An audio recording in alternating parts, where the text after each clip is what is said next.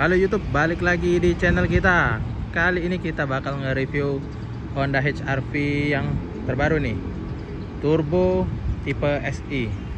Di bagian depan lampunya sudah dilengkapi dengan DRL dan lampu LED, namun masih multi reflektor ya, masih yang dipantulkan, serta grill. Modelnya horizontal ke samping,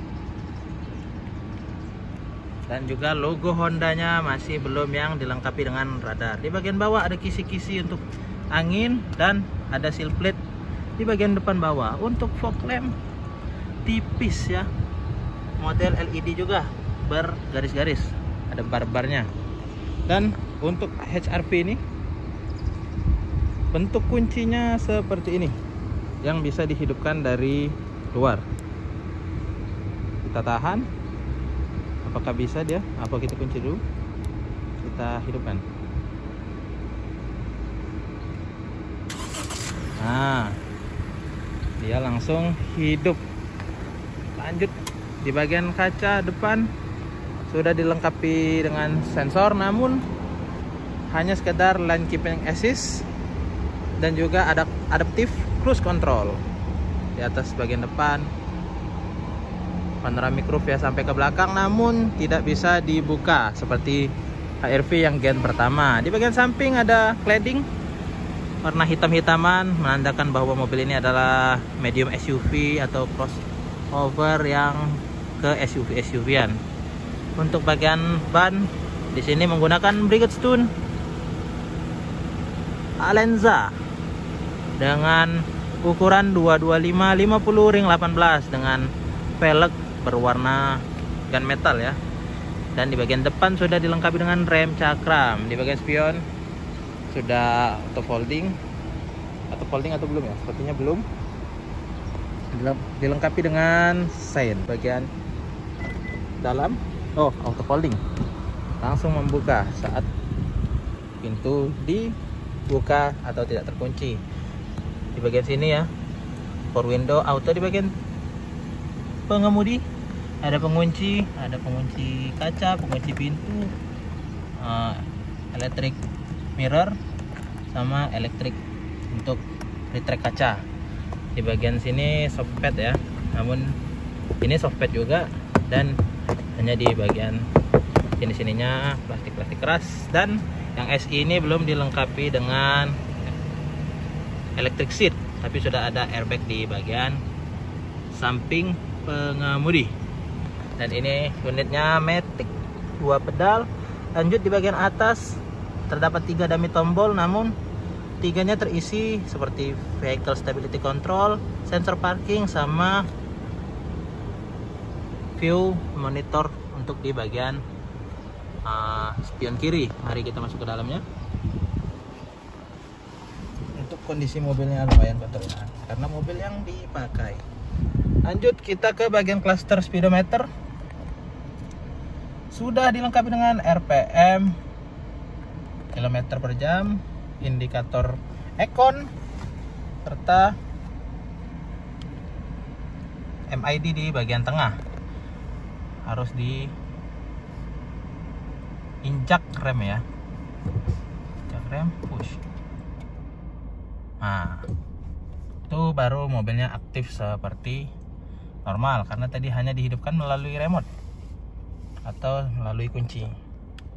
Di bagian MID-nya sudah ada option untuk adaptive cruise control, serta ada road departure mitigation, serta ada collision mitigation braking system yang untuk otomatis ngerem saat ada kendaraan atau obstacle di depan. Serta ini lane keeping assist-nya ya, agar menjaga mobil tetap berada di garis saat dikendarai atau saat adaptifnya hidup. Ini dioperasikan melalui tombol-tombol yang ada di setir. Ada volume, homepad ya seperti BlackBerry, ada source, next, sama nih dial sama voice command. Untuk di bagian MID-nya ada average sama jarak kendaraan untuk mengisi bahan bakar 245 km ya. Ada trip A, trip B, sama kilometer dan derajat suhu serta indikator bensin. Di bagian headlamp sudah dilengkapi dengan auto ya, auto headlamp nih. Bisa dimatikannya seperti ini, nggak bisa yang fix mati. Lampu kecil dan lampu besarnya. Tapi ini auto, ada fog lampnya juga. Serta ada tombol untuk mengaktifkan kamera yang berada di kaca kiri spion. Nah, dan bisa dimatikan nih. Lanjut di bagian kisi AC-nya bisa diarahkan kiri kanan, serta ini open close air-nya di sini. Ada yang untuk menyebar ke kisi sebelahnya, serta ini untuk ditutup normal, tutup full. Di bagian dashboard hard plastik, namun di sini hard plastik juga nih. Semua masih hard plastik. Dan untuk head unitnya cukup besar ya. Ada Bluetooth, radio, USB, telepon, dan apps-nya kosong. Tapi di sini sudah bisa Apple CarPlay sama Android Auto.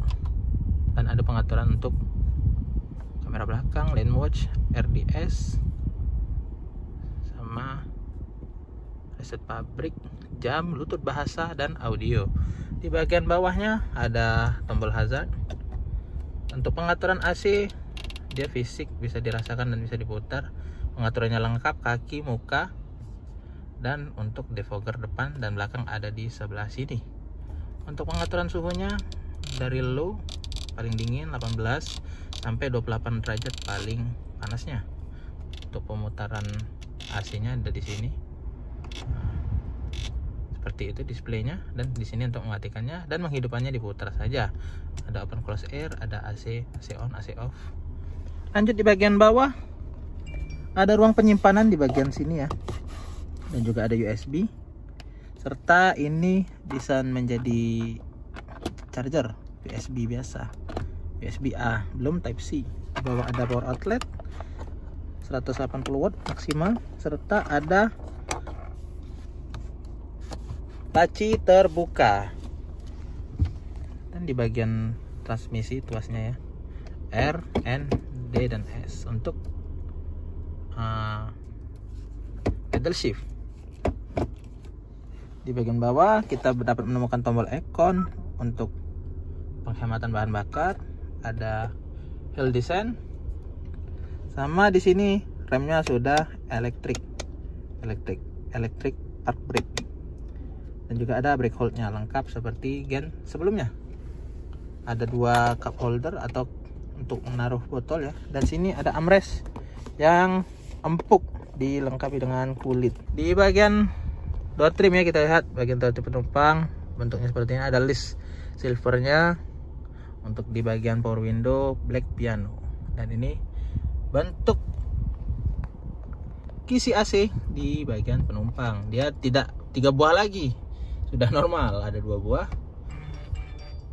Dan di sini untuk kisi AC-nya, serta ada untuk kisi AC ke arah kaca juga.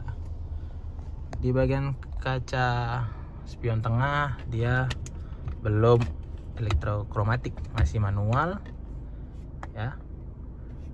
Dan juga di bagian atas ada tombol untuk lampu pintu, lampu baca yang sudah LED. Dan di HRV ini plafon all trim hitam, dan kita buka panoramic roof-nya yang sangat disayangkan tidak bisa dibuka seperti gen sebelumnya. Ada vanity mirror di sini ya, lengkap dengan lampu. Isi driver juga ada. Nah, lanjut ke bagian setir. Seperti ini bentuk setirnya ya, mirip dengan setir apa ya, mungkin Honda yang lain ya. Di bagian wiper sudah intermittent, lengkap depan belakang dan pengatur kecepatannya. Dan terselip sebuah tombol untuk meredupkan dan menerangkan speedometer, brightness-nya nih. Terselip dia di bagian sini, cukup pintar ya, lumayan ya. Lanjut kita ke bagian belakang. Dan di depan ini sayang belum ada speaker atau tweeter ya. Dan ini dia radar di bagian depannya untuk adaptif cruise control. Untuk kursi ya, dia kulit di bagian samping, namun tengahnya masih fabric, belum full jok kulit. Mungkin yang di trim RS ya sudah ada. Lanjut kita ke bagian belakang. Pembukaannya masih di bagian samping atas yang terselip rapi, dan ini bagian throttle belakangnya sama hard plastik. Justru di sini apa ini ya, seperti kulit namun tipis sekali. Dan sini empuk-empukan. Power window, black piano, speaker, handle-nya dengan disc chrome. Bagian kursi belakang sama saja, ada isofix untuk kursi bayi, dan sama seperti Honda lain, ultra seat-nya tetap ada nih. Nah, bisa di kunci untuk menambah ruang supaya lebih lebar. Salah satu fitur yang tetap Honda berikan, ada tongkat baseball ya, yang sangat seram. Ini kita tutup dan kita masuk ke bagian belakangnya. Di bagian pintu ada cup holder terbuka, namun tidak disarankan untuk minuman yang tidak memiliki tutup. Di bagian belakang untuk posisi mengemudi kami cukup luas, hampir 5 jari ya. Kaki namun bisa masuk ke bawah jok depan, cukup santai. Dan ini kursinya lumayan rebah ya. Ya ini udah paling rebah. Ya lumayan enak sih duduk di bagian belakang. Lanjut di bagian atasnya ada lampu. Di bagian atas ada lampu yang bisa disulap seperti ini. Nah, dan dimatikannya seperti ini. Cukup canggih ya. Sama bagian samping kiri juga hanya disentuh seperti lampu lemari. Di bagian bawah ada kisi AC, namun pengaturannya hanya buka tutup udara ya. Nggak bisa diatur suhu atau fan-nya berapa. Dan di bawahnya ada penyimpanan terbuka. Ini ya untuk bentuk door trim bagian samping. Untuk headroomnya ya so-so lah ya, gak yang luas-luas banget. Dan ini minusnya nih, membuka apa nih, moonroofnya, panoramic roofnya yang harus manual satu persatu. Nah ini ya, baru bisa terbuka. Ini kita demokan bentuk membukanya. Untuk membukanya 1, 2. Nah, dan disusun seperti ini. Bisa untuk duduk-duduk saat sedang liburan atau sedang jalan-jalan. Kita pasang dulu. Nah ini untuk masangnya lagi tinggal diceklekan aja. Agak kurang ini ya, kurang solid nih, ngondoy. Sayang sekali. Untuk bagian belakangnya, plafonnya tetap ada hitam-hitamnya. Ini untuk safety beltnya. Kita lanjut ke bagian bagasi. Nah itu ada sound effect saat pintu dibuka. Nah seperti itu. Untuk laci penimpanannya di bagian kursi ya, ada laci kecil dan laci besarnya. Ini untuk menyimpan koin-koin sepertinya. Lanjut ke bagian belakang.